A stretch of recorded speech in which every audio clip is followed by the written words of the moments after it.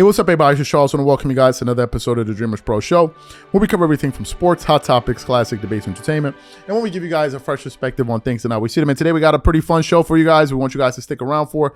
So please make sure you like the video and subscribe to the channel if you haven't already. Anyway, let's get into this topic here. Now, it is no secret that the Lakers suck. The Lakers suck, man. The Lakers suck. They're a bad team. There's no other way to say it. They stink. Okay, they're not good. I thought they'd be better than this, but I thought wrong. I think right now, as we currently speak, let me pull up, okay? Let me go ahead and pull up the Lakers standing, the NBA standings right now. Let me see how the Lakers are doing. I'm sure they're not stinking it up that bad. Let me see how the Lakers are doing right now, where they stand in the NBA. If I'm not mistaken, the Lakers have a 2-8 record.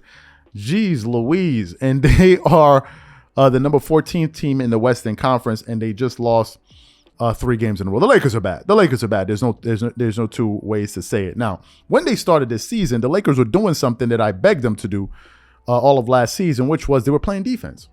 And they were giving themselves a chance in a lot of these games to be competitive while they were trying to work through their offense. When the season started, I think with the first 5 or 6 games, they were one of the top-rated defenses in the NBA. But now, unfortunately, they become a mediocre team in the middle of the pack, just around the middle of the pack. They're the number 12th ranked defense in the NBA. That's the one part. The other part that's even more alarming than that is the offense. The Lakers are the number 26th ranked offense in terms for PPG in the NBA. This is ludicrous, right? So they're not scoring the ball, and they're beginning to give up a lot of points. That's the one thing. So the defense is getting worse, and the scoring is not improving. And I think the number one, apart from these things I just mentioned, the number one thing that shows me that this team is done for, and the most alarming thing about this team is this. The Lakers are all about excuses, man.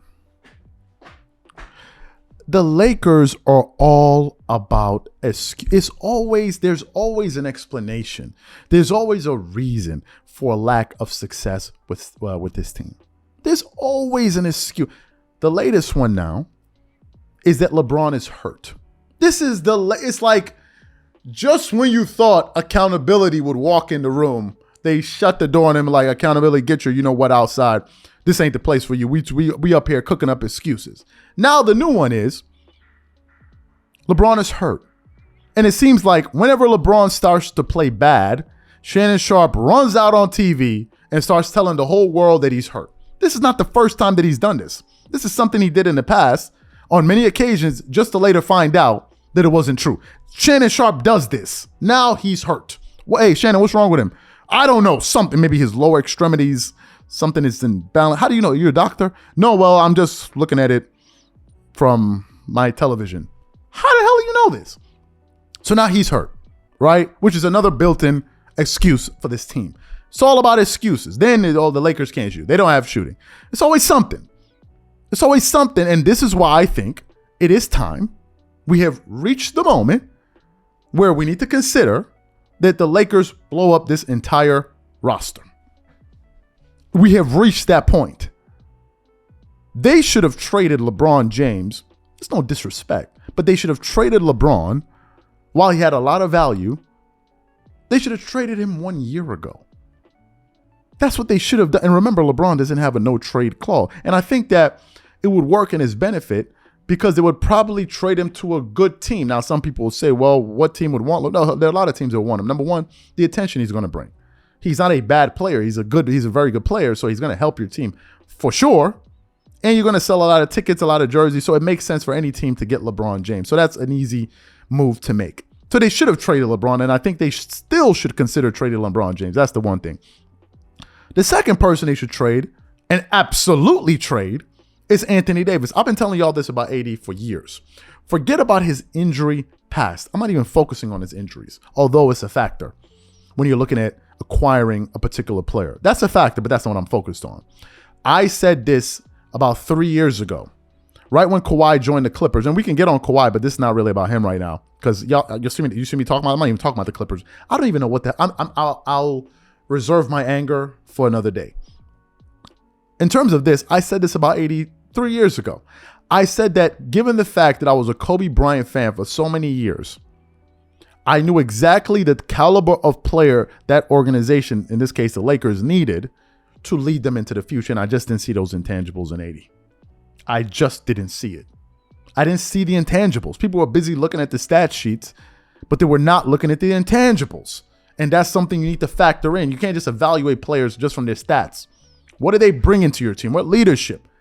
Are they self-starters? Are they motivated? Are they going to motivate others? Are they going to push themselves? Are they going to push the organization when the organization is getting complacent? All of these things you have to look at. Are they ready for the pressure? Do they want the pressure? Do they want the expectations of being a Los Angeles? All of these things you have to factor in before you make a decision on a particular player. But what happened was the Lakers had LeBron, and they had LeBron to do that. You understand? They had LeBron to do that. So LeBron shielded AD from all of these different responsibilities and expectations. But what happened? LeBron is getting older. He has gotten older. So one would have thought that Anthony Davis would have stepped up. I believe Anthony Davis is 29, 30 years old. So one would have thought he would have been hungry to seize the mantle and control the team and say, listen, I'm going to take this team into y'all get on my back. Instead, it's the opposite. Instead, it's the total opposite. So they need to trade Anthony Davis. That's the one thing. And I'm not sure if they should trade Russ. Now, some people may say this is absolutely insane. You don't think they should trade Russell Westbrook? Well, it's not insane because actually a report out there from fadeawayworld.net also suggests that the Lakers may consider making moves and not move Russell Westbrook. It basically says, and now instead of being involved in trade talks, is Russell Westbrook's teammates who are being shopped as Russ continues to prove his worth. It says, I quote, it only makes sense for the Lakers GM Rob Pelinka to continue to look at trades and potentially available players from opposing teams.